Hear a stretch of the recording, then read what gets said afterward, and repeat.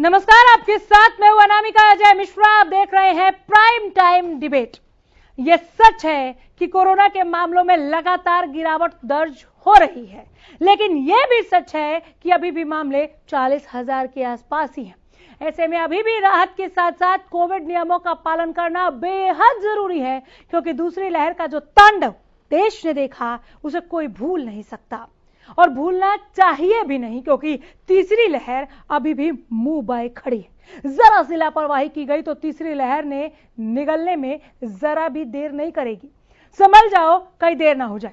आज इसी मुद्दे पर मेहमानों के साथ करेंगे चर्चा, लेकिन उससे पहले देखिए हमारी रिपोर्ट कि हम इस समय एक ऐसे मोड़ पर खड़े हैं जहां तीसरी लहर की आशंका लगातार जताई जा रही है। कोरोना को लेकर देश के प्रधानमंत्री पूरी तरह से गंभीर हैं। तीसरी लहर को लेकर चिंता जता रहे हैं, लेकिन देश की जनता कहीं न कहीं अभी भी इसे गंभीरता से नहीं ले रही। पीएम ने शुक्रवार को भी कोरोना की गंभीरता को देखते हुए 6 राज्यों के मुख्यमंत्रियों के साथ बैठक की, जिसमें पीएम ने कहा कि लंबे समय तक लगातार केस बढ़ने से कोरोना के वायरस में म्यूटेशन की आशंका बढ़ जाती है। तीसरी लहर को रोकने के लिए प्रभावी कदम उठाए जाना जरूरी है। साथियों, एक्सपर्ट्स बताते हैं कि लंबे समय तक लगातार केसेस बढ़ने से कोरोना के वायरस में म्यूटेशन की आशंका बढ़ जाती है। नए नए वेरिएंट्स का खतरा बढ़ जाता है।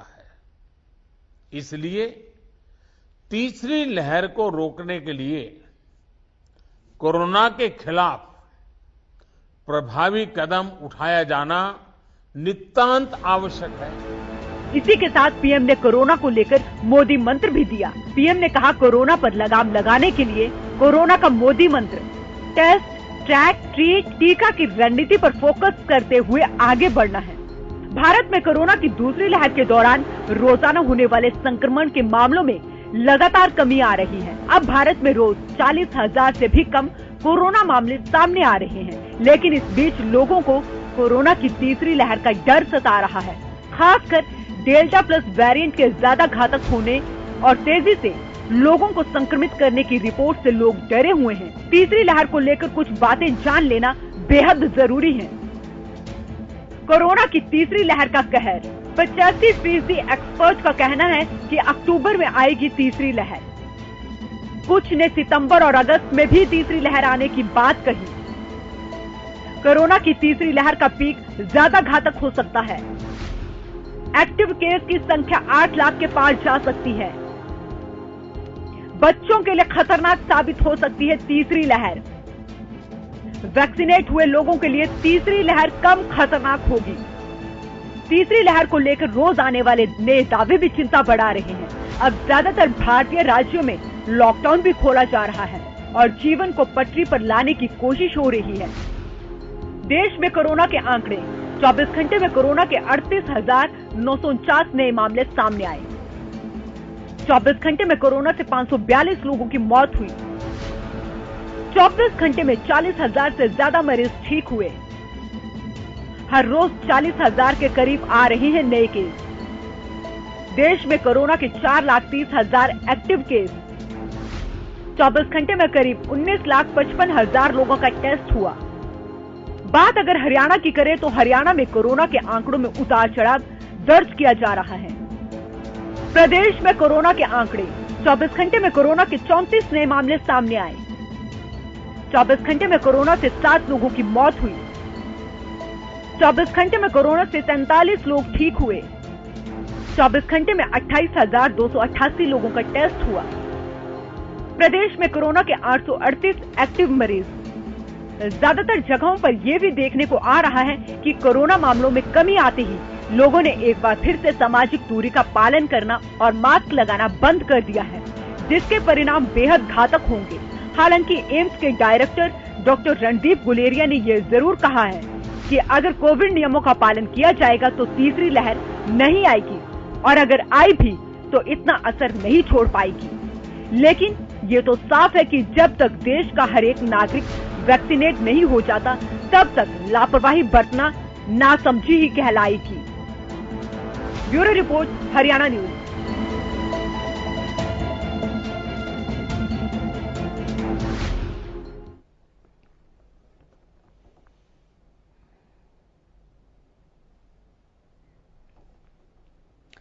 तो एक ही देर ना हो जाए, ये संदेश क्यों दिया है प्रधानमंत्री नरेंद्र मोदी ने? क्या वाकई लोग हद से ज्यादा लापरवाह हो गए हैं? सावधानी को त्याग दिया है?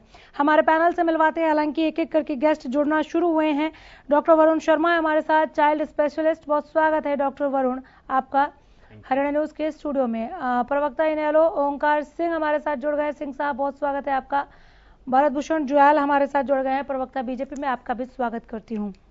आज प्रधानमंत्री ने जो संदेश दिया कि सुधर जाइए, संभल जाइए, तीसरी लहर आने को है और जो लापरवाही आप बरत रहे हैं उसको आपको त्यागना ही होगा। जो लापरवाह लोग हैं उन्हें किस तरह से सरकार रोक सकती है? हम देख रहे हैं सर कि अब पहले के मुकाबले चालान भी कम कट रहे हैं, सख्ती थोड़ी कम हो गई है क्या? प्रधानमंत्री को बोलना पड़ रहा है। हेलो भरत भूषण जी, आप ही से सवाल है। अच्छा, आपका प्रश्न मेरे चाचा। अनामिका जी, देखिए, सरकार सभी चीजों को स्टैंड स्टिल करके एकदम से रोक नहीं सकती है। जैसे जैसे जरूरत पड़ी थी सख्ती भी पूरी बरती गई, उसके बाद थोड़ा लॉकडाउन को खोल करके थोड़ा थोड़ा ढील देने का काम किया। अब देखिए, देश के नागरिकों को सबको पता है कि पहली लहर आई, उसके बाद दूसरी लहर उससे भी भयंकर रूप लेकर के आई थी। तो ये हमारा नैतिक कर्तव्य बनता है और खुद की सेफ्टी के लिए जरूरी है कि हम जिस प्रकार से कोविड के नियमों की नियमावली बनाई गई है इसे रोकने के लिए, रोकथाम के लिए, उसकी पालना करें। हम अपने शहरों में, आप भी देख रहे होंगे, हम भी देख रहे होंगे, लोग जो है भीड़ भाड़ वाले क्षेत्रों में बिना मास्क के, बिना सोशल डिस्टेंसिंग मेंटेन किए कर रहे हैं।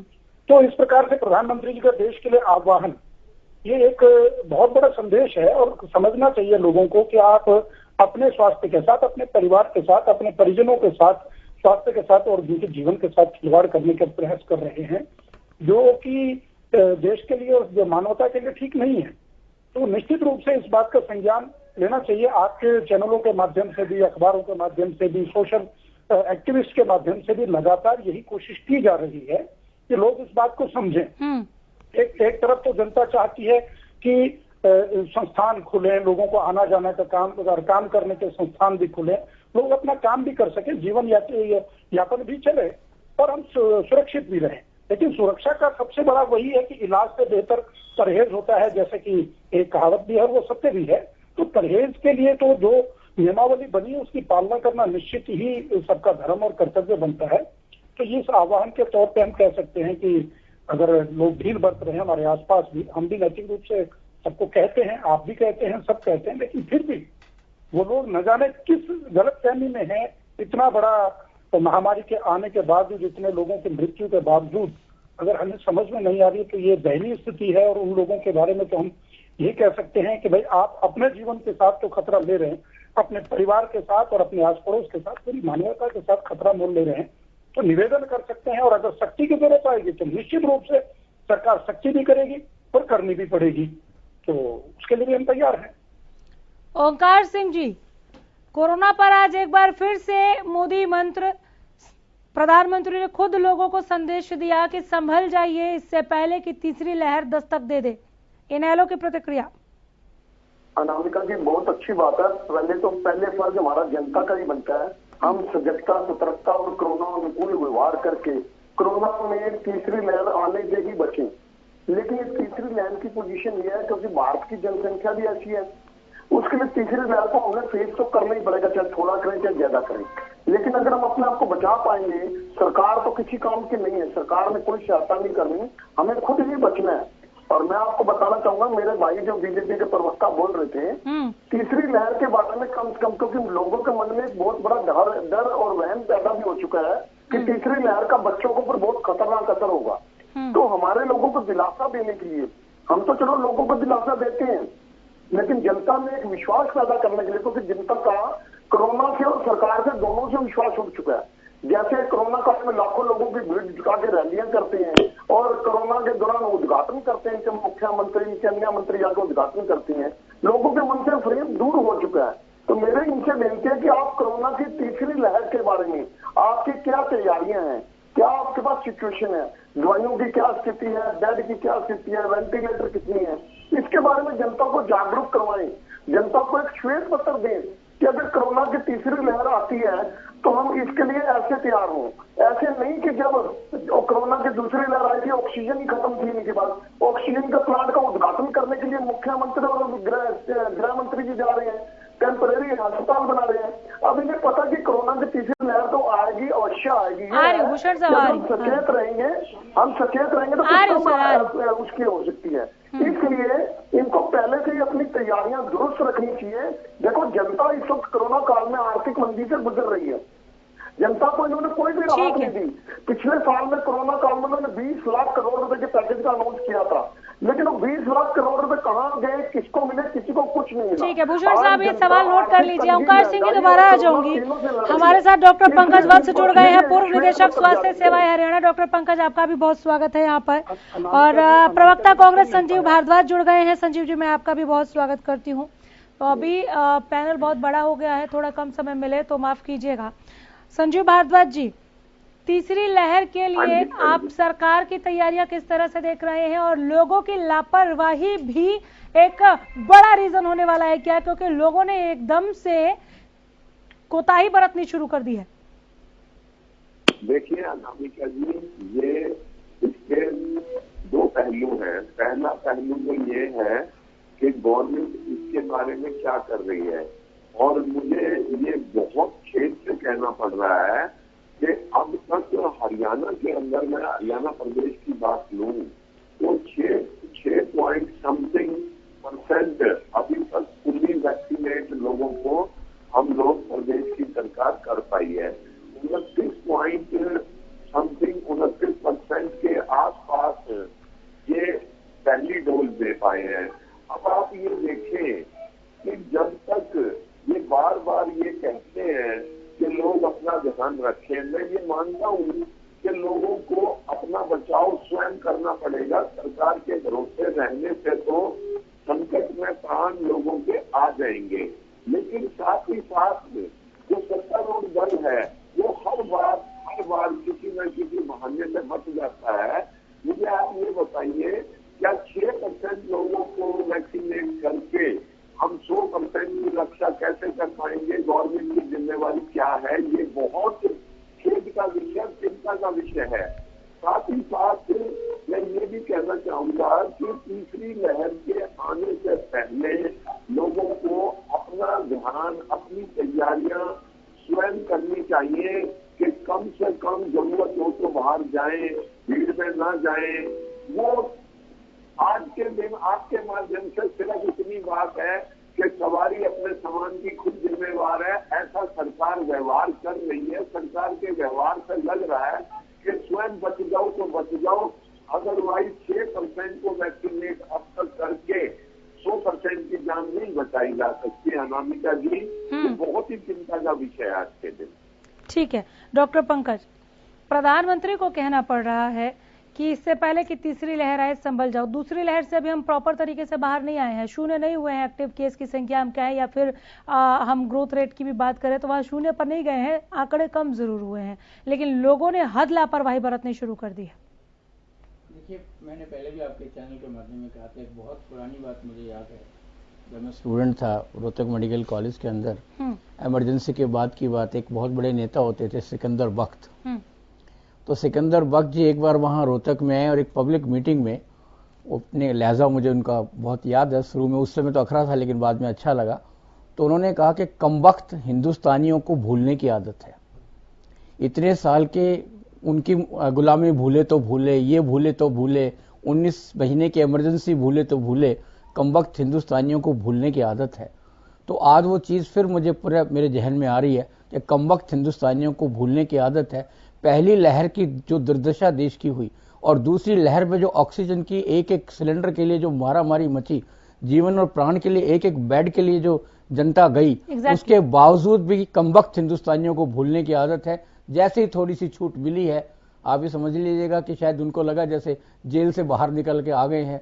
और क्या क्या बात है, आप देखिएगा मनाली में, शिमला में, बाकी किसी भी स्थान पे, मंदिर में, मस्जिदों में, कहीं पर भी जाके देख लीजिएगा, तो ये इतनी बड़ी जो लापरवाही है, जहां तक सरकार की बात है, इस लापरवाही जो हम और आप लोग जो लापरवाही कर रहे हैं, इसके लिए सरकार बहुत कुछ नहीं कर सकती है, क्योंकि अब हर जगह पुलिस नहीं आ सकती है।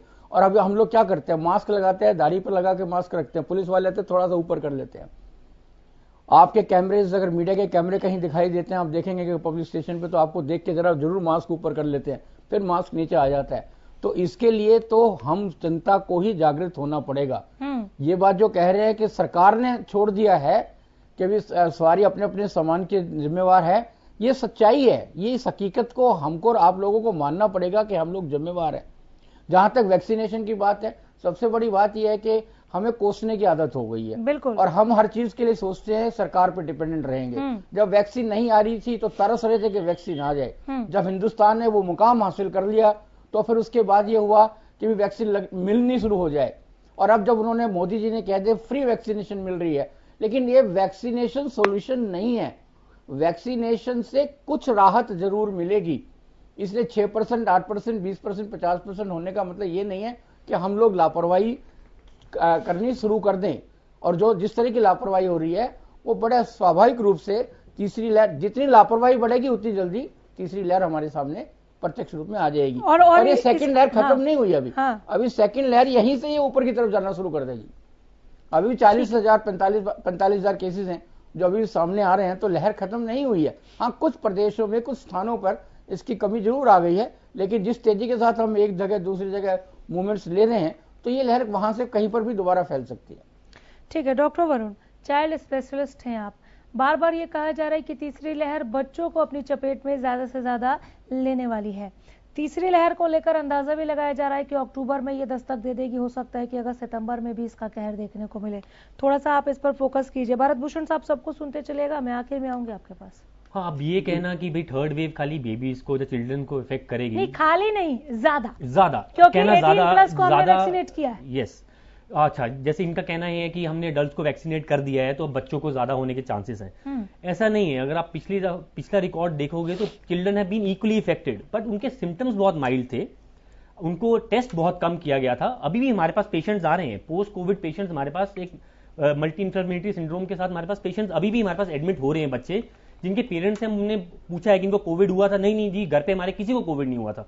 जब उनका हम एंटीबॉडीज करा रहे हैं तो उनकी बहुत एक्सटेंसिवली पॉजिटिव आ रहे हैं, और उन सब बच्चों को, मतलब उन सब बच्चों को अच्छे खासे सिम्टम्स आ रहे हैं। हाँ, कोविड से रिलेटेड नहीं आ रहे, बट पोस्ट कोविड सिम्टम्स, या डेफिनेटली पोस्ट कोविड सिम्टम्स उनको हैं। तो ये कहना बिल्कुल ही मतलब थोड़ा सा ये हाइपोथेसिस है कि भाई अब बूढ़ों को हो गया, जवानों को हो गया, अब चलो बच्चों पे आ जाएं। उसके बाद फिर कोई और नई हाइपोथेसिस निकलेगी कि भैया बच्चों को नहीं, अभी किसी और को, कोई ऐसा एज ग्रुप जो बचा हो उसको कर दो। नहीं, हरियाणा न्यूज नहीं कह रहा है, ये विशेषज्ञों का कहना है। कई आर्टिकल्स आपने भी देखे सुने होंगे, कई बार न्यूज में आपने देखा होगा, जो ये कह रहे हैं कि चूंकि हमने वैक्सीनेट किया है, वो 18+ हैं, और वो भी सभी नहीं हुए हैं, अभी उनमें भी बहुत बाकी है, कईयों को केवल पहली डोज ही मिली है। बच्चे जिनको स्कूल जाने से भी रोका जा रहा है। अभी आज हरियाणा में 9वीं से 12वीं तक के स्कूल खोले सर डॉक्टर वरुण, तो काफी कम बच्चे पहुंचे हैं, लेकिन अच्छी लगी वो तस्वीरें देखकर कि स्कूलों में एक बार फिर से रौनक बढ़ी है। लेकिन अभी भी अभिभावक डर रहे हैं। मेरा आपसे सवाल उन्हीं के लिए था कि उनको पता चले कम से कम कि उनके बच्चों को कितना खतरा है। वो ये कह रहे हैं, वो खुद कह रहे हैं कि इनको तो वैक्सीन भी नहीं लगी। देखिए, बच्चों को खतरा होना, जितना सेकेंड वेव में बच्चों को खतरा था उतना ही थर्ड वेव में होगा। आप ये मत सोचिए कि भाई सेकेंड वेव में बच्चों को खतरा नहीं था। Second wave was the deadliest wave we have come across. I think sir will agree कि सेकेंड वेव में, मतलब ऑल माय करियर मैंने इससे ज्यादा खराब सिचुएशंस कभी नहीं देखी हॉस्पिटल्स की। और रादर देन ब्लेम गेम, ये तो एक बहुत ही बड़ी एक कंडीशन थी जिसमें बहुत ज्यादा पेशेंट्स थे, तो डेफिनेटली रिसोर्सेज हमारे पास बहुत कम थे, बिकॉज हमारे पास पॉपुलेशन बर्डन बहुत ज्यादा है। कमिंग टू, जैसे आपने बोला कि 18, मैं अब की बार भी बता रहा हूं, 12 ईयर्स ऑनवर्ड्स टू 18 ईयर्स बहुत बच्चे इफेक्ट हुए हैं। 12 से 18 साल के बच्चे इक्वली इफेक्ट हुए हैं एज कंपेयर टू एडल्ट्स। हाँ, डेफिनेटली 12 ईयर्स के नीचे के बच्चों में कम रहा है। अगर पॉजिटिविटी रेट देखो, positivity rate was 50 to 60%, but उसमें कितने लोग जाके जिनको डॉक्टर की या हॉस्पिटल की जरूरत पड़ी, उसमें 2 to 3% थे। बट पोस्ट कोविड, जैसे 2 महीने बाद जब वेव का, मेरे को लगता है 15 अप्रैल से एकदम पीक आ गया था, और मैं 15 जून तक की बात बता रहा हूं कि हमारे पास, हमारे हॉस्पिटल में बहुत सारे बच्चे आए जिनको पोस्ट कोविड सिम्टम्स थे। उनको कैसे आए पोस्ट कोविड सिम्टम्स? मतलब उनको कोविड हुआ था, उस टाइम पे अननोटिस चले गया, उस टाइम पे अननोटिस हुआ, किसी ने टेस्ट, बच्चों के टेस्ट कम ही हो रहे थे क्योंकि ऐसा है तो ये एक सुकून वाली बात हो सकती है, लेकिन लापरवाह फिर भी नहीं होना। बिल्कुल, यस सी। और दूसरा, वैक्सीन जरूर लगवाओ आप। और बहुत सारे लोग कह रहे हैं कि अरे वैक्सीन लगवाया फिर भी उसको कोविड हो गया, अरे फलाने को वैक्सीन लगाने से। देखो, आप अगर मोटरसाइकिल पे हेलमेट पहन के चलाते हो, उसकी ये गारंटी नहीं है कि आपका एक्सीडेंट नहीं होगा, but the damage is going to be less. Precautions लेने से डैमेज हमेशा कम होता है, तो वो डैमेज हमको कम करना है। तो vaccination is one source, mask is the other source, social distancing is the third source.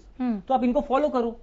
बिल्कुल, सैनिटाइजेशन भी, सैनिटाइजेशन। भूषण साहब जी, सबको जवाब देखिए, मैं डॉक्टर वरुण और डॉक्टर पंकज की राय से बिल्कुल इत्तेफाक रखता हूँ। एक्सपर्ट हैं, इस मेडिकल लाइन से हैं, लेकिन मैंने भी कुछ मेडिकल लाइन के एक्सपर्ट से जैसे बात की तो इन्होंने कहा कि यही चीज सामने आई कि दूसरी लहर में ऐसा नहीं था कि बच्चों को इफेक्ट कर नहीं सकती थी, कि वो जो वायरस था वो ये देख रहा था कि छोटे बच्चों को मुझे अटैक नहीं करना, it was all the way normal for everybody. लेकिन बच्चों में चूजा, मुझे हो सकता है डॉक्टर साहब मेरी बात से इत्तेफाक रखते हो कि इनहेरिट इम्यूनिटी कुछ बच्चों में उस समय कुछ इस एज ग्रुप में कुछ थोड़ी सी ज्यादा होती है, तो इस कारण से बच्चे इफेक्ट हुए होंगे और उनको शायद कोविड हुआ होगा, लेकिन वो नोटिसेबल नहीं रहा, नोटिस नहीं हुआ। लेकिन फिर भी बच्चों में केसेज होते हैं, अगर डेफिनेटली ज्यादा बीमार होते हैं तो हॉस्पिटल्स को भी जाते, डॉक्टर्स के पास भी जाते, लेकिन वो रेशो कम रही है। अब जहां तक ये है कि भाई हम इस बात को लापरवाह हो जाए कि नहीं बच्चों को अब भी कम होगा, ऐसा नहीं है। हम कोशिश कर रहे हैं कि अधिक से अधिक तरीके से जो कोविड को बचाव के तरीके हैं उनको अडॉप्ट करें। उसमें वैक्सीनेशन भी शामिल है, उसमें सोशल डिस्टेंसिंग, एवरीथिंग जो भी हम प्रिकॉशंस ले सकते हैं उनको लेने से हम अपने आप को कोविड से दूरी बना के रख सकते हैं। देखिए, घरों में हम भी थे, हमारे घर में छोटे से लेकर बड़े बच्चे से लेकर के और बुजुर्गों तक भी रहे, तो हमने कोशिश की है कि हम घर से बाहर जाए, काम के लिए मजबूरी है जाना है, लेकिन वापस आए तो घर से बाहर ही। इवन हम तो यहाँ तक रहते, मैं कोविड के फील्ड में एज ए वॉरियर काम करता रहा हूँ, कपड़े बाहर उतार करके नहा करके बाहर वाले बाथरूम से तब अंदर आए करते थे, उसके बाद सैनिटाइज भी करते थे। तो इस प्रकार की प्रिकॉशंस आज भी जरूरी है। हम तब मेरे साथी अगर इनेलो के कहें या कांग्रेस के कहें कि भाई सरकार ने जनता को अपने हाल पर छोड़ दिया, ऐसा नहीं है। सरकार बार बार कोविड, कांग्रेस के लोग भी करते रहे हैं निवेदन जनता से, इनेलो के भी करते रहे और सबको करना ही चाहिए। ये एक ऐसी महामारी है जिसमें हम सबको मिलकर के लड़ना है और सबसे बढ़िया तरीका परहेज है। इलाज तो उसके बाद होगा जब इन्फेक्टेड होंगे, लेकिन अगर इन्फेक्ट नहीं होना चाहते तो परहेज बेहतर है, परहेज को करना पड़ेगा और वैक्सीनेशन करना पड़ेगा। कुछ जो कमियां आई थी, कई जगह आपने भी मीडिया में देखा होगा, नालों में वैक्सीन मिली, कुछ वैक्सीन को नेगेटिव तरीके से भी शुरू में वैक्सीनेशन को लिया गया कि वैक्सीन ठीक नहीं है। देखिए, उसी वैक्सीन को जिसको हमारे कुछ नेताओं ने, राजनीतिक लोगों ने ये कहा कि ये ठीक नहीं है, हम नहीं लगाएंगे, ट्रस्टफुल वर्दी नहीं है। अमेरिका ने उसी कोवैक्सीन को ये कहा कि डेल्टा वेरिएंट के लिए कोवैक्सीन एक बहुत बड़ा प्रतिरोधक है। तो ये देखिए, अब हमें विश्वास साइंटिस्ट के ऊपर, अस्पतालों के अपने स्ट्रक्चर के ऊपर, अपने डॉक्टरों के ऊपर और अपनी सरकार के ऊपर कि जो सरकार बेहतर तरीके से कर सकती है वो कर रही है और पहले को मुकाबले ठीक है सर, ठीक है सरकार। ठीक है सर। संजीव जी, जवाब मिला? हेलो अनामिका जी, आपको मेरी आवाज आ रही है? आ रही है सर।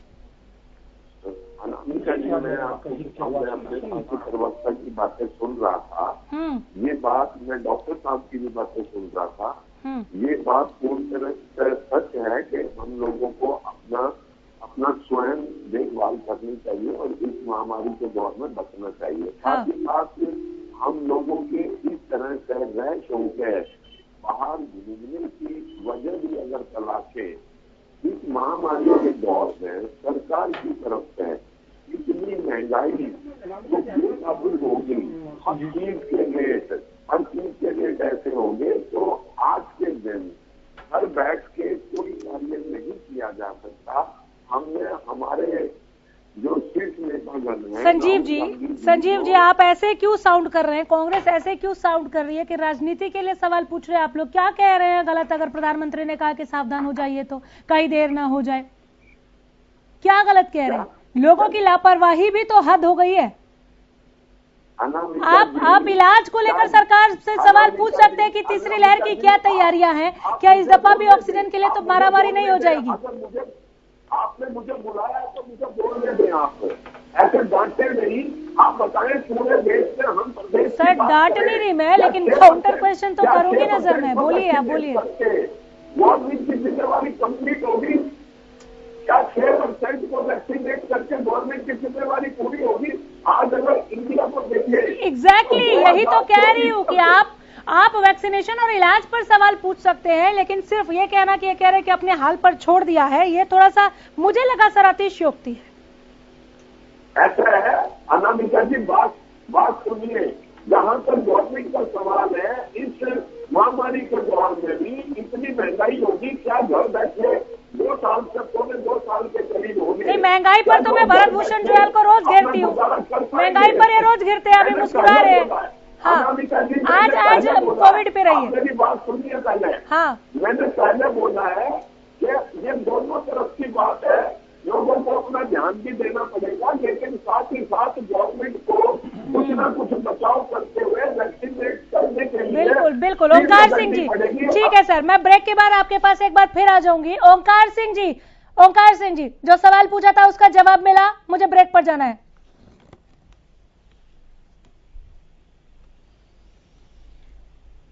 सरकार पर खामियों का आरोप लगा रहे थे सिंह साहब, जवाब मिला? आज भी किसान आंदोलन पे बैठे हैं। हाँ। उनको क्यों नहीं आंदोलन में उसको सहयोग करके उसको आंदोलन को खत्म करवाती सरकार? उनकी मांगे मान लेनी चाहिए सरकार चले गए सर आप। आज तीसरी लहर हमारे सिर पर खड़ी है। हाँ। तो किसानों की समस्या हल होनी बहुत जरूरी है। ठीक है, चलिए एक छोटा सा ब्रेक के बाद भूषण साहब अपने सवालों के साथ मैं लौट रही हूँ आपके पास। छोटा सा ब्रेक। तो बहुत गंभीर संदेश प्रधानमंत्री ने दिया है कि संभल जाइए, कहीं देर ना हो जाए। आप भूलिए मत कि कोरोना अभी गया नहीं है, मामले कम जरूर हो रहे हैं, लेकिन कोरोना खत्म नहीं हुआ और तीसरी लहर भी दस्तक देने वाली है, ये तय है।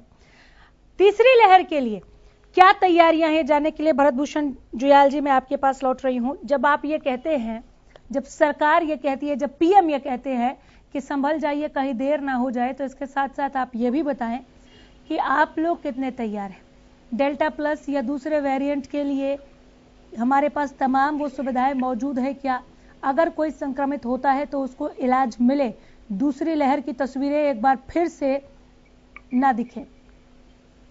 देखिए अनामिका जी, मैं इस समय किसी राजनीतिक दल के टिप्पणी पर जवाब नहीं देने की बजाय सीधा प्रदेश की जनता तक ये पहुंचाना चाहूंगा कि हरियाणा सरकार ने जो इंतजाम किए हैं वो पहले के मुकाबले बहुत ज्यादा सटीक हैं और बहुत ज्यादा रिलायबल हैं।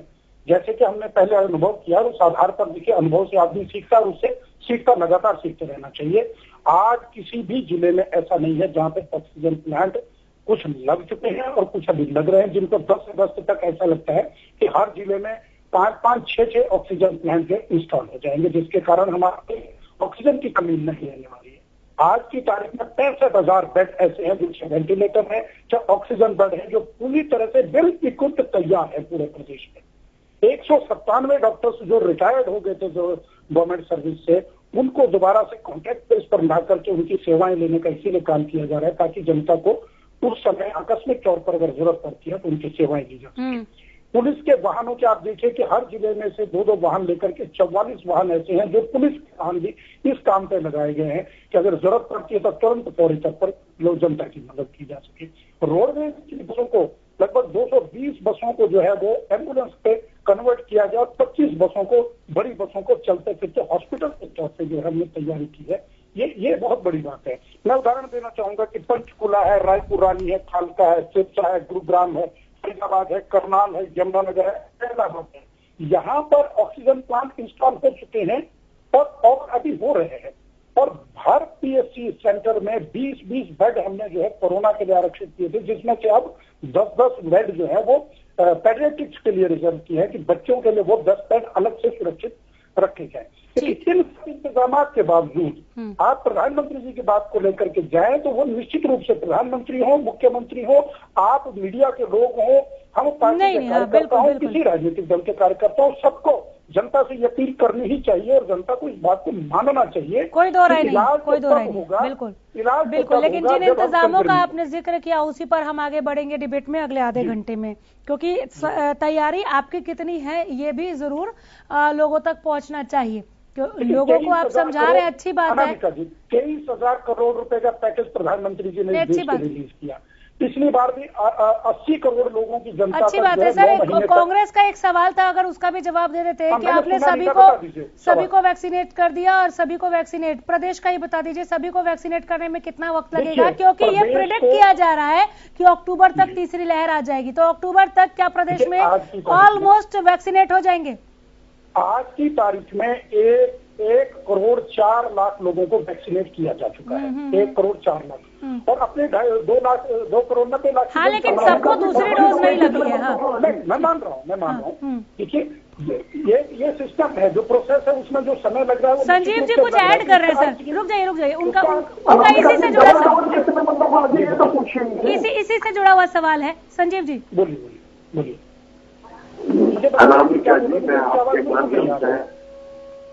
अपने साथी प्रवक्ता को बताऊं, जो आंकड़े अब तक मैं बार बार ये कह रहा हूँ, मैं मानता हूँ कि लोगों को अपनी रक्षा स्वयं भी करनी चाहिए, अपने जान प्राण की रक्षा, लेकिन साथ ही साथ जो सत्तारूढ़ दल है उसकी वो भी अपनी जिम्मेवारियों से नहीं बोल सकती। आज के दिन जिस रेशो से, जिस स्पीड से ये लोग वैक्सीनेट लोगों को कर रहे हैं, 2024 से पहले ये पूरे प्रदेश को वैक्सीनेट नहीं कर पाएंगे, फुली वैक्सीनेट नहीं कर पाएंगे। अब सुबह की बात तो आप छोड़ दीजिए, जब 6% फुली वैक्सीनेट हो रहे हैं। सेकेंडली, जो मेरे साथी प्रवक्ता इग्नैनो के ओंकार जी ने बताई, वो भी सत्य है कि आज के दिन 3-4 चीजें बहुत इम्पोर्टेंट है। सरकार का ध्यान पेट्रोल डीजल की कीमतें बढ़ाने में, सरकार का ध्यान किसानों को जान प्राण, किसानों के जो शहादत दे रहे हैं किसान, उनको सड़कों पर क्या सरकार इन चीजों को, कहीं सरकार की कोई रिस्पॉन्सिबिलिटी, कोई जिम्मेवारी नहीं बनती। नोट कर लीजिए भूषण साहब, ठीक है सर। नहीं, अभी नहीं, सबका सवाल लीजिए, रुकिए। बाकी पैनलिस्ट चुप बैठे हैं, उनको भी मौका दीजिए सर, सब नाराज हो जाएंगे खामखा। रुक जाइए, आवाज बिल्कुल नहीं आ रही है, आप बता दीजिएगा क्या कहा उन्होंने। ठीक है, आपकी जिम्मेवारी क्या इतनी है कि आप अपील कीजिए, और वैक्सीनेशन पे आप कह रहे हैं कि हमने ये आंकड़े आप जो बता रहे थे 1 करोड़ 4 लाख के, वो ये कह रहे हैं कि 2024 से पहले आप सबको वैक्सीनेट नहीं कर पाएंगे, तो आपकी तैयारियां इतनी भी नहीं है। आप नोट कर लीजिए, मैं आ जाऊंगी सर। मैं आपके पास आ रही हूँ। ओंकार सिंह जी बाद में आती हूँ। डॉक्टर पंकज, वैक्सीनेशन को लेकर हम कहां तक पहुंचे हैं और ये हमारे लिए कितना लाभकारी है, पहली बात। दूसरी बात सर सुन लीजिए, डेल्टा प्लस आ चुका है, मरीज सामने आने लगे हैं, हरियाणा में बोवाइन मिला है। अगर कोरोना ने खुद को और ज्यादा बदल दिया तो हमारे पास जो मौजूदा दवाइयां हैं, क्या वो दवाइयां कारगर हैं डेल्टा प्लस पर भी?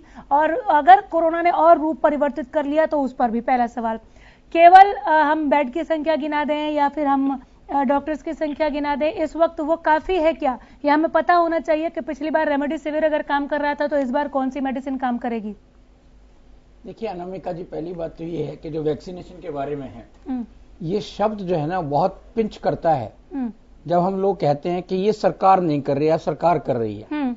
ये तो बेसिकली जितने संसाधन हिंदुस्तान में हैं, डॉक्टर्स और साइंटिस्ट और हमारी जितनी स्ट्रेंथ है, उन सारी स्ट्रेंथ को इस्तेमाल करने के बावजूद भी, क्योंकि संसाधन इतने नहीं है, कोई राई का पहाड़ थोड़ी बना सकते हैं या हाथ में सरसों थोड़ी पैदा कर सकते हैं। नहीं, महामारी। हाँ, ये जो बनेंगे, जो वैक्सीनेशन होगी बाकी होगा, वो बनते बनेगी। इतने आंकड़े इस तरीके से नहीं हो सकता। रॉ मटेरियल्स की प्रॉब्लम है, बाकी सब चीजों की है, लेकिन हिंदुस्तान की परिस्थितियों को देखते हुए बहुत बेहतरीन जो है वो इंतजाम as far as vaccination is concern, बहुत बेहतरीन इंतजाम सरकार के द्वारा करे जा रहे हैं। और वे केवल सरकार नहीं, पूरे हिंदुस्तान के साइंटिस्ट और डॉक्टर्स और सब लोग लगे हुए हैं इसमें, स्वास्थ्य विभाग और बाकी सारी सबकी, जहां तक ये बात है।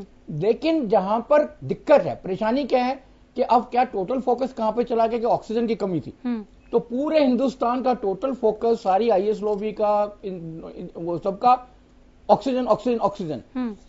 अरे भाई, जरूरी नहीं है कि अगली बार ऑक्सीजन के कारण इस तरह की दिक्कतें आए, परेशानी आए। सवाल यह है कि आपने वेंटिलेटर खरीद दिए, वेंटिलेटर जगह तक पहुंचा दिए, क्या वेंटिलेटर चलाने के लिए आपके पास सक्षम लोग उपलब्ध हैं? क्या उनकी रिक्रूटमेंट की जा रही है? नहीं की जा रही है।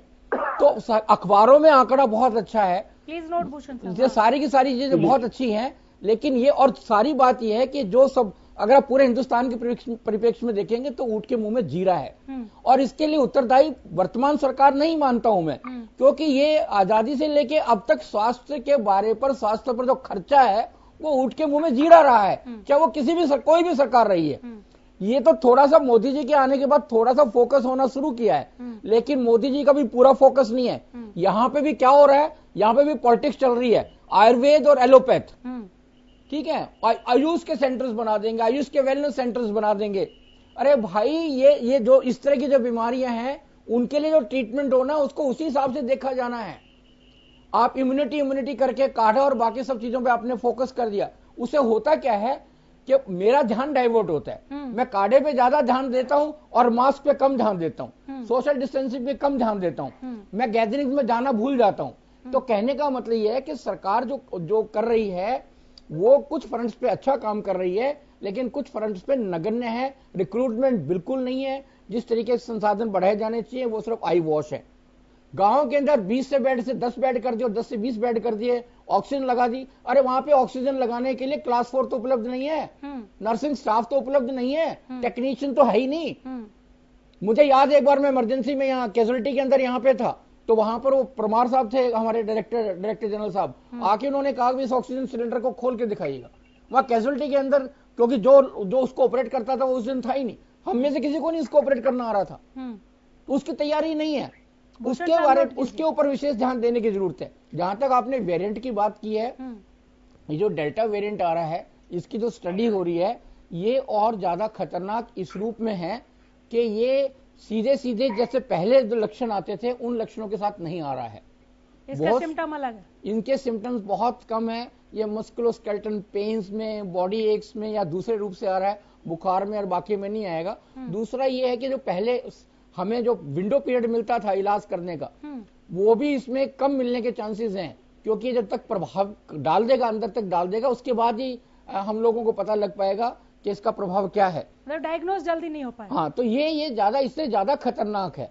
जहां तक इसके वेरिएंट के ऊपर इसका इफेक्ट होने की बात है, अभी डाटा बहुत कम है कि प्रेजेंट वैक्सीन काम आएंगी कि नहीं आएंगी, कितना वेरिएशन होगा, लेकिन अभी कोई ऐसी चिंता की बात नहीं है कि डेल्टा वेरिएंट आएगा तो ये वैक्सीन उस पर काम नहीं करेगी। ये तो जब लगनी शुरू होगी, जब रिजल्ट्स आएगा, जब स्टडीज होंगी, तभी इसके बारे में पता लगेगा। ठीक है डॉक्टर वरुण, इत्तेफाक रखते हैं आप? तो मैं मेजॉरिटी सर के साथ मैं एग्री करता हूं, बट डेफिनेटली अगर आप फर्स्ट वेव को देखो, सेकंड वेव को देखो, उस टाइम पे भी हमको नहीं पता था क्या करना है। ये तो हिट एंड ट्रायल है। सब में पहले मैं बोला कि भाई ये मेडिसिन दे दो, इससे फर्क पड़ेगा। सेकंड वेव में पता लगा रहे यार इसका तो कोई फायदा ही नहीं था, ये दे दो। उसके बाद हमने क्या किया कि हमने मतलब इफ यू सी, मतलब इफ जेन्युइनली यू सी कि अगर मान लो 10 लोगों को किसी ए ड्रग की जरूरत थी, उन 10 लोगों को तो वो ए ड्रग मिला ही नहीं। जिनको नहीं जरूरत थी उन्होंने सबने अपने घर पे खरीद के रख लिया, ठीक है, उनको जरूरत ही नहीं थी। मतलब see first of all for any illness आपको पता होना चाहिए कि भाई सब कितनी मेडिसिन लेनी है और क्यों लेनी है। हमको 90% ऑफ द केसेस में तो पता ही नहीं है। अच्छा, इस फलानी डॉक्टर ने लिखा, चलो भाई इसको मेडिसिन को ले लो। एक पैरासिटामोल, एक टैबलेट, मतलब वो भी मार्केट में आउट ऑफ स्टॉक थी। एंटीवायरल्स की तो आप बात ही छोड़ दो। और मैं बहुत कॉन्क्रीट आपको, जैसे ही आप आफ्टर 5 years आप देखोगे तो आप देखोगे यार हमने जो पहले ट्रीटमेंट कर रहे थे वो यार इतना रेलेवेंट नहीं है, because eventually everything will develop और वो इंप्रूव होगा। मैं अपने करियर जैसे मैंने शुरू किया था, डेंगू का ट्रीटमेंट कुछ और था, अब मैं मतलब 4 साल बाद डेंगू का ट्रीटमेंट टोटली बदल गया है। For this is for all the illnesses. तो ये कहना देखो, और ये कहना बहुत मतलब इट इज वेरी डिफिकल्ट कि आप अभी जज नहीं कर सकते हो कि भाई ये जो नया वो आने वाला है, नया वेरिएंट आने वाला है, how harmful it is going to be. But definitely we will have third wave, we will have fourth wave and we will continue having waves. ऐसा नहीं, कोविड मैंने लंबे समय तक रहने वाला 2007 में मैंने अपनी माइक्रोबायोलॉजी पढ़ी थी, तो उस टाइम पे भी कोविड था, बट हमने उस पर इतना ध्यान नहीं दिया क्योंकि वो इंपॉर्टेंट टॉपिक नहीं था। ऐसा नहीं है कोविड नहीं था, कोविड उस टाइम पे, कोविड तो जब सर ने पढ़ाई की तब भी कोविड था, बट उस टाइम पे वो इतना लीथल नहीं था। अब लीथल है, आने वाले टाइम में हो सकता है कम भी हो जाए, तो थोड़ा सा पॉजिटिव रहना है। अब बाकी कंट्रीज ने कैसे कंट्रोल कर लिया, इटली ने कैसे कंट्रोल कर लिया, बाकी डेवलप कंट्रीज ने कैसे कर लिया, बस एक समझ से, रादर देन मतलब पॉइंटिंग आउट और मेडिसिन स्टॉक करने के बजाय अभी से थोड़े से प्रिकॉशन ले लो, ठीक है, अपनी लाइफ को थोड़ा सा ट्रैक पे ले आओ, ठीक है, और ये बेसिक छोटी छोटी चीजें करनी है, आपको कोई एक्स्ट्रा तो करना नहीं है। तो मतलब मेरे को definitely third wave is going to be there, और कहना कि खाली चिल्ड्रन को इफेक्ट करेगी, it is still it is I am not sure because बच्चे पहले भी इफेक्ट हुए थे बट सिम्टम्स कम थे. सो आई थिंक इसमें अभी still we have there is a lot of vacuum. सबको खतरा बराबर है, बिल्कुल सबको सबको बराबर खतरा बरतनी है. ये दर्शकों के लिए हम बार बार बता रहे हैं, हमारे पैनलिस्ट हर एक यहाँ पर जो चाहे वो जिस भी पार्टी से बिलोंग करते हो, चाहे वो डॉक्टर साहब है, चाहे वो चाइल्ड स्पेशलिस्ट है डॉक्टर साहब है, हर कोई अपील कर रहा है कि आप लोग संभल जाइए, प्लीज मास्क पहनिए, प्लीज. दूसरी लहर में बहुतों को खो दिया है हमने, एक और जान ना जाए इसके लिए लगना पड़ेगा. ओंकार सिंह जी कुछ पूछना चाहते हैं भूषण साहब से? अनामिका जी, मैं सबकी बातें सुनी, निचोड़ एक ही है कि हमें सबको सबसे पहले तो जनता से यही अपील है कि अपने आप को खुद बचाएं, क्योंकि कोरोना अभी गया नहीं है और सरकार भी वही है. जहाँ ऑक्सीजन की कमी से हजारों लाखों लोग मर गए, तो इसलिए हमारे सबको सबसे पहले तो हमें अपने आप को सुधारना होगा, जनता को अपने आप सचेत रहना होगा. इसके साथ ही सरकार को मेरी तरफ से अपील भी है, सुझाव भी है कि किसान हमारे 7-8 महीने हो गए हैं, वो सड़कों पर बैठे हैं, वो हमारे देश के ही नागरिक हैं. उनका कोई हल, ऐसा हल निकाला जाए जो उनको स्वीकार हो. अगर वो कहते हैं कि कृषि बिल वापस ले लिए जाए, आप कह रहे हो 1.5 साल तक वो ठंडे बस्ते में डाल दिए, तो आप फिलहाल वापस ले लीजिए, दोबारा फिर ले आना. और दूसरा इससे भी बड़ा पॉइंट है कि ये जो इस वक्त स्कूल खोलने की बात हो रही है, स्कूल खुलने भी जरूरी है, क्योंकि हमारे बच्चे स्कूल का रास्ता भी भूल चुके हैं. और सबसे बड़ी बात, स्कूल का रास्ता तो भूल चुके हैं, बच्चे मोबाइल एडिक्ट हो चुके हैं. सरकार को ऐसी कोई व्यवस्था करनी चाहिए जैसे स्कूल में 2 या 3 शिफ्ट में बच्चे चले जाएं.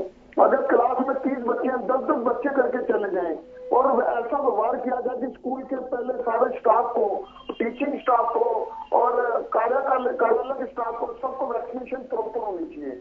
अब मैं बताता हूँ कि वैक्सीनेशन की मेरे भाई कहते 1 करोड़ 4 लाख वैक्सीन लग चुकी है. तो मेरे भाई आज हरियाणा में अगर हम टोटल पॉपुलेशन की स्ट्रेंथ देखें तो हमारे को 5.5 करोड़ से 6 करोड़ तक की वैक्सीन की आवश्यकता है.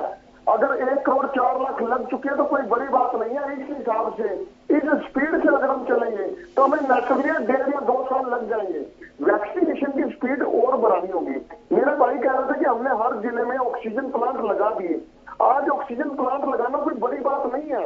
रेडीमेड प्लांट आ रहे हैं स्वीडन से, इटली से, अमेरिका से, कनाडा से. रेडीमेड प्लांट जैसे हम एसी खरीद के लाते हैं, वैसे रेडीमेड प्लांट है, ला के डेट कवर रखा, बिजली का स्विच लगाया और ऑक्सीजन बननी शुरू.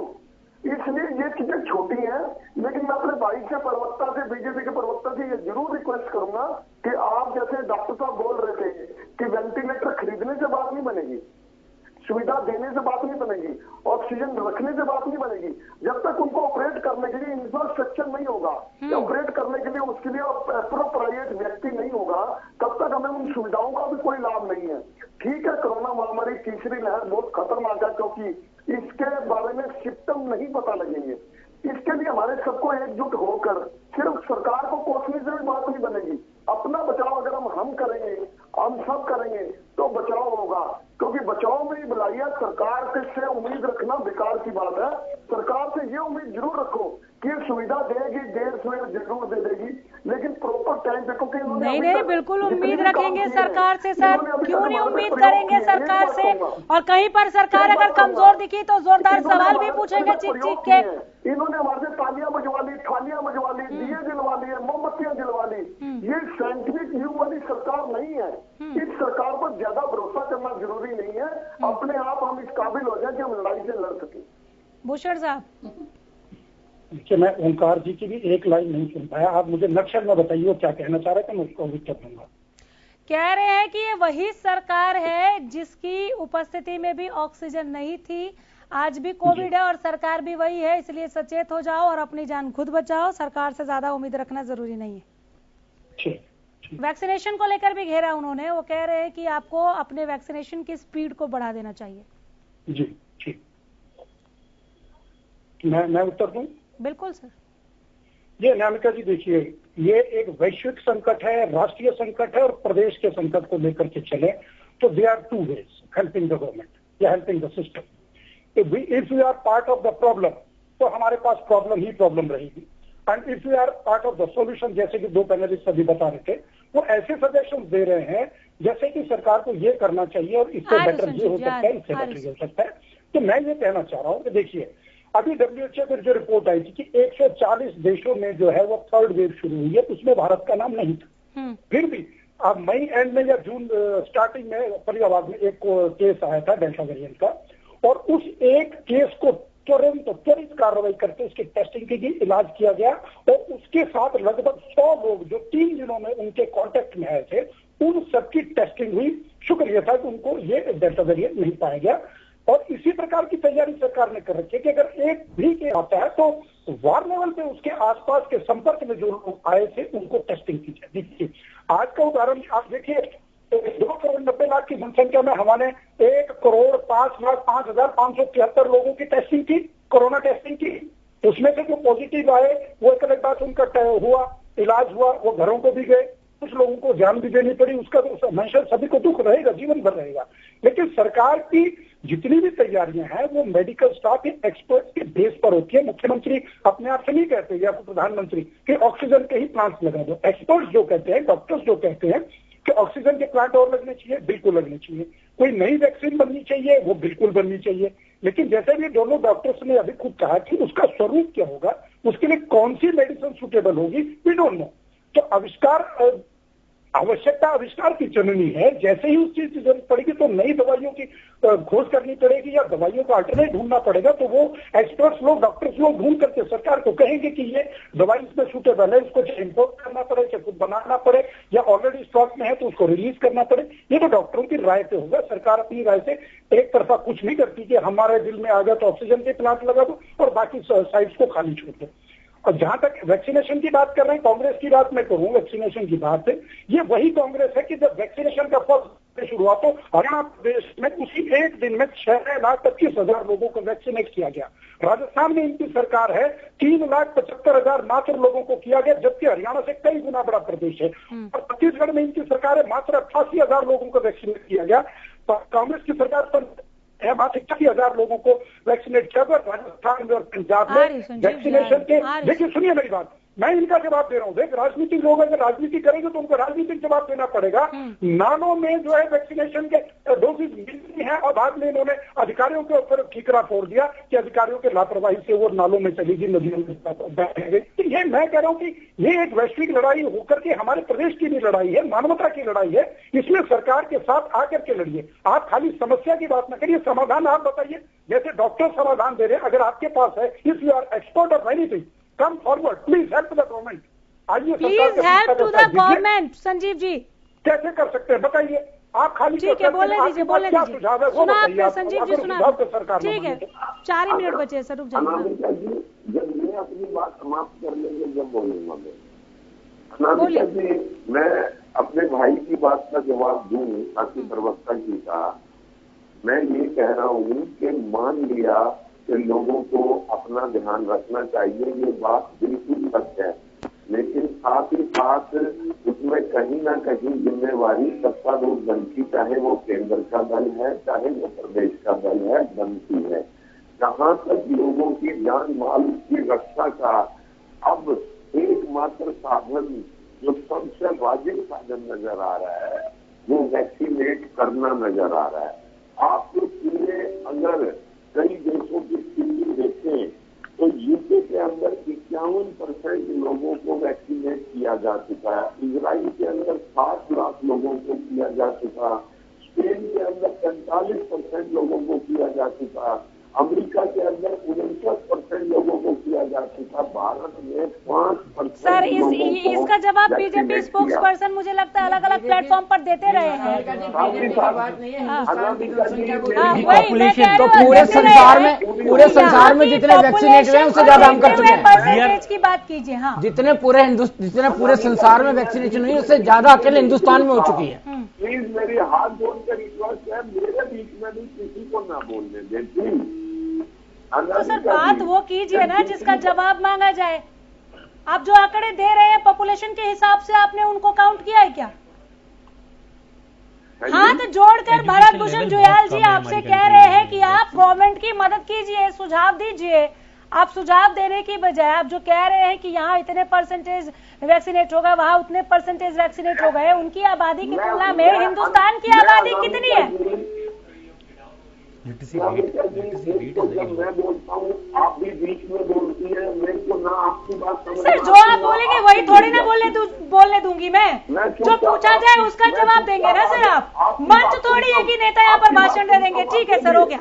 डॉक्टर पंकज, ठीक है सर, आ जाऊंगी मैं। आप फाइनल कमेंट के लिए आऊंगी। मैंने पहले ही कहा था कि कम वक्त है, आपकी शिकायतें ही नहीं खत्म हो रही है सर। मैं चुप रहता हूँ, आप ही बोलिए, आज मैं नहीं बोलता। ठीक है, ठीक है सर, ठीक है सर। सवाल का अगर जवाब नहीं देना है और कांग्रेस के पास कोई जवाब ही नहीं है तो मत ही बोलिए। डॉक्टर पंकज, समय नहीं है सर, इतना समय नहीं है सर। ये पर्सनल शिकायतों के डिबेट नहीं है, प्लीज सर। बहुत गंभीर मुद्दे पे हम बात कर रहे हैं, बहुत गंभीर मुद्दे पे बात कर। डॉक्टर पंकज, आपने पूछा कि इन्होंने बेड्स का जिक्र किया, इन्होंने वेंटिलेटर का जिक्र किया, इन्होंने तमाम तरीके की सुविधाओं का जिक्र किया। आपने पूछा इनसे कि उसको ऑपरेट कौन करेगा, जवाब दिया इन्होंने? नहीं दिया। जवाब दिया। भूषण साहब, क्यों जवाब नहीं दिया आपने? मैम देखिए, बीच में इंटरप्शन हो गया, अदरवाइज में वो कह रहे हैं कि हम बीच में बोले जा रहे हैं, सब लोग बीच में ही बोल रहे हैं। मैं उसी पा रहा हूँ। हाँ। अभी जैसे डॉक्टर पंकज कह रहे थे कि भाई जो हम चाहे वेंटिलेटर लगा रहे हैं या ऑक्सीजन सिलेंडर या ऑक्सीजन बेड तैयार करें उसके स्टाफ की, आपने देखा होगा, आप डॉक्टर हैं, डॉक्टर साहब, हरियाणा के स्वास्थ्य मंत्री जी ने, हरियाणा स्वास्थ्य विभाग ने कितने लोगों को, 16,000 लोगों को ट्रेनिंग दे करके विशेष रूप से उनकी ट्रेनिंग शुरू कर दी है जो ऐसे समय पर काम करेंगे। और भारतीय जनता पार्टी की सरकार है और लगभग 10,000 कार्यकर्ताओं को वार्ड लेवल पे, ग्रामीण, मैं बीच में बोल रहा हूँ, भारतीय जनता पार्टी की सरकार का है तो संगठन ने ये किया है कि हर भरत भूषण साहब की आवाज बढ़ाइए। मैं बोलूं? बोलिए सर, बोलिए।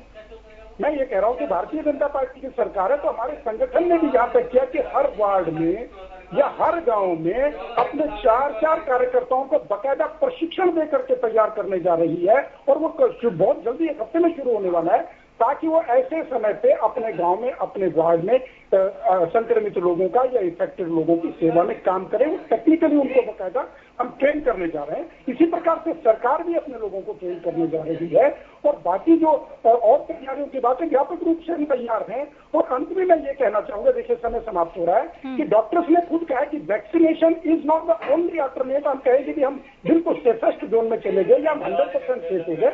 वैक्सीनेशन भी जिस प्रकार मास्क पहनना, सैनिटाइजेशन करना, दूरी बना करके रखना एक तरीका है, वैक्सीनेशन भी एक पॉइंट है। उसी प्रकार से ये सारी चीजें करेंगे तो हम सफल हो जाएंगे इस युद्ध को लड़ने में, हम निश्चित रूप से जीतेंगे। सरकार व्यापक रूप से तैयारी कर चुकी है और जिस समय जो आवश्यकता पड़ेगी वो सरकार करेगी। वैक्सीनेशन की बात पे हिंदुस्तान के घनत्व को देखते हुए पूरे दुनिया में जितनी पूरी यूरोप की और अन्य कंट्रीज की, चलिए ठीक है सर, मैं आपकी तैयारियों पर एक बार को यकीन कर लेती हूँ, लेकिन ये पूरा रिकॉर्ड रहेगा जब अगर तीसरी लहर आती है और इन तैयारियों पर आप खड़े नहीं उतरते तो उस दिन सवाल संजीव जी से नहीं, आप ही से होंगे। आप सत्तासीन है, खत्म कर दीजिए। डॉक्टर पंकज, तीसरी लहर के लिए पीएम ने भी कुछ संदेश दिया, आप क्या कहना चाहेंगे? देखिए, बिल्कुल सीधा सीधा ये है कि आम जनता को सहभागी बना, ये राष्ट्रीय आपदा है तो आम व्यक्ति को अपना बचाव, अपने आसपास का बचाव, अपने परिवार का बचाव, वर्किंग प्लेस पर बचाव करना, ये उसको ध्यान केंद्रित करना चाहिए। और सरकार को कम से कम जो इंफ्रास्ट्रक्चर में हजारों लाखों लोग ऐसे हैं जो उपलब्ध हैं उनकी नियुक्ति करके lab technicians, staff nurses, OT technicians, paediatricians, उन सबको हायर वेजेस देते हुए किसी भी तरीके से मुख्य धारा के अंदर लेके आने की आवश्यकता है। ये जो आप कह रहे हैं बिल्कुल अच्छा मूव है, जो प्रवक्ता साहब कह रहे थे कि भी ऐसे हम वॉलंटियर्स तैयार कर रहे हैं, लेकिन जब हमारे पास पूरे हिंदुस्तान में उपलब्ध हैं, टेक्नीशियंस उपलब्ध हैं, लैब टेक्नीशियंस उपलब्ध हैं, हमारे पास स्टाफ नर्सेज उपलब्ध हैं, तो उनको आप रिक्रूट क्यों नहीं कर रहे हैं? बिल्कुल बिल्कुल। आप तो इसलिए सरकार को इंफ्रास्ट्रक्चर को ज्यादा करना चाहिए और जो बजट अलॉटमेंट है उसको बढ़ाना चाहिए। तो दे दीजिए, मुझे वाइंड अप करना 10 सेकंड।